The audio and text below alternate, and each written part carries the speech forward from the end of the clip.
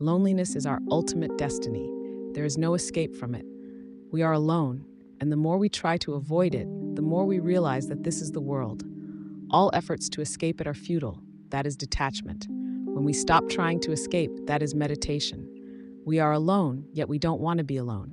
That's where the illusion begins. But why is being alone difficult? What's so troubling, frightening, or wrong about solitude? Who told you that being alone is a sorrow? The wise ones say something entirely different. Ask Nanak, Kabir, or Maluk. Ask those who understand. They'll tell you that in the depths of solitude, true joy pours down like rain, and the nectar of bliss flows. Thousands of suns rise in that deep solitude. Psychologists say that those 9 months spent in the womb were the most blissful days of a child's life. It is the memory of that peace and stillness that drives people to seek liberation. According to psychology, the search for liberation stems from the memory of that deep, tranquil solitude in the womb. That longing for stillness and silence remains buried in the subconscious, and the person spends their life searching for it. In America, a new experiment is being conducted, and it will soon spread here. A tank has been built by scientists, modeled after the womb, where people are placed in complete darkness. The tank is soundproof, and the water inside has the same chemical composition as the fluid in a mother's womb. Like the Dead Sea, where you can't sink, this water also contains Epsom salts that make it impossible to drown. In this tank, your body floats, and your only connection to the outside is a small oxygen tube, similar to how you were connected to your mother's umbilical cord. After spending 2 or 3 hours in this tank, people experience profound peace, emptiness, and even a sense of being without a body. This tank is aptly named the Samadhi tank, the tank of enlightenment. For 9 months, a child is alone in the womb, without fear, anxiety, or thoughts of passing time.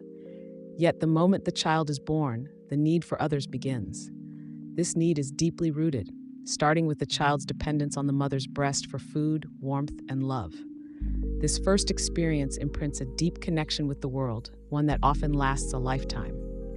Psychologists also say that even the beautiful homes we build are an attempt to recreate that comfort of the womb. We furnish them with soft mattresses and cushions to make them feel as peaceful and restful as possible.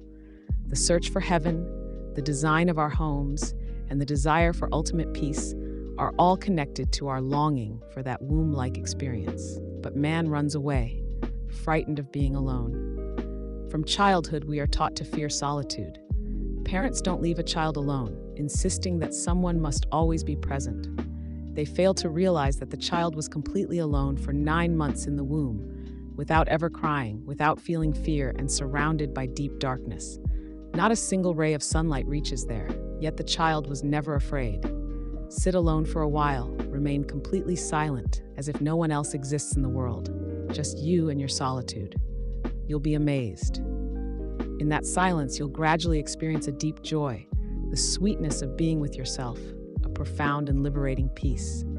Loneliness won't bother you anymore, and in your aloneness, you'll find a joy so deep that even in company, it won't be as fulfilling. When you're in a crowd, you'll feel eager to leave, because what is a crowd but a source of noise and disturbance? Your gatherings, parties, and ceremonies are just commotion. Where's the joy in that? Just a few days ago, someone celebrated the birth of a son in the neighborhood by playing loud film music. No meaning, no depth, just noise. People jump around, and the more chaotic the movie, the more popular it becomes. Fighting, noise, and jumping around. This is what you call celebration. But if this isn't disturbance, what is?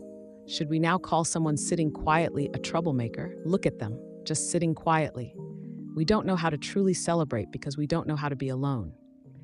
If you can't enjoy solitude, how can you experience real joy in celebrations? Even in gatherings, there's joy when people who understand the value of solitude come together. 10 people can sit quietly and be immersed in a profound sense of peace, something beyond imagination. You might feel sad because you've confused chaos with celebration. Learn the art of being alone, the language of silence. Life is a mystery, and the greatest truth is that those who master the art of being alone find the highest bliss, while those who don't suffer the most.